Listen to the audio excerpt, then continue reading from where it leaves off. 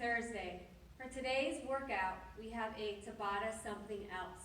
A Tabata is 8 rounds of 20 seconds on and 10 seconds off. The movements for today are odd object row. If you don't have a pull-up bar, you're probably going to modify with an odd object row. Sit-ups, push-ups, and then air squats. So you will complete a full Tabata in each station before you go on to the next, right? So our first movement is the odd object row. If you don't have a pull-up bar at home, you're going to go ahead and modify with that movement. If you do have a pull-up bar, go ahead and do strict pull-ups for that first round of Tabata, okay? For the odd object row, you always want to make sure you have either a dumbbell if you have it or a book bag, and you could weigh it yourself. You could add books to it, make it a little bit heavier for yourself. It's completely up to you, but you want to just make sure that you have good grip on the odd object, leaning forward, driving the elbows, squeezing the shoulder blades back, and then going all the way down to that full range of motion, okay?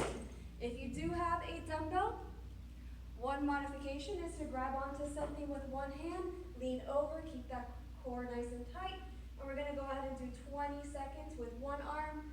Then when you're resting for those 10 seconds, go ahead and switch.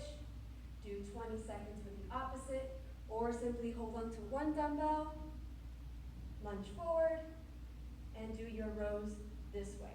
So plenty of modifications for that first movement. Then we have sit-ups. If you don't have an ab mat, don't worry about it.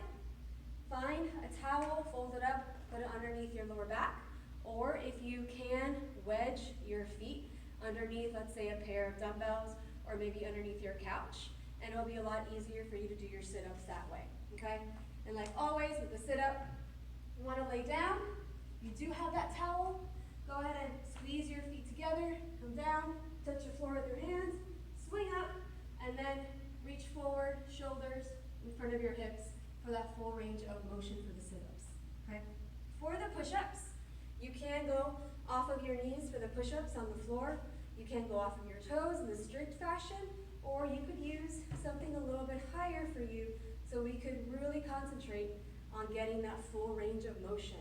So we're thinking about keeping our elbows in, feet together, have our hips in line with our shoulders, and you're going to go down, chest hits the deck, and press away.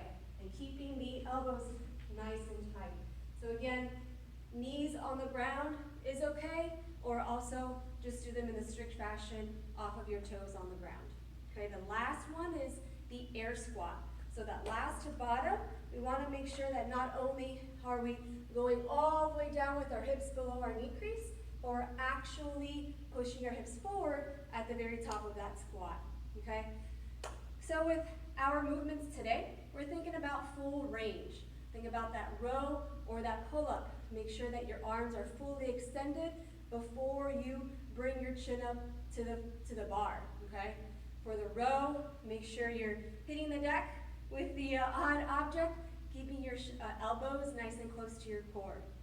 The sit-ups, again, shoulders in front of the hips for that rep. Push-ups, keeping your torso nice and tight. And for the air squats, you want to push your hips forward at the very top of that rep. Okay? So have fun with this one, guys.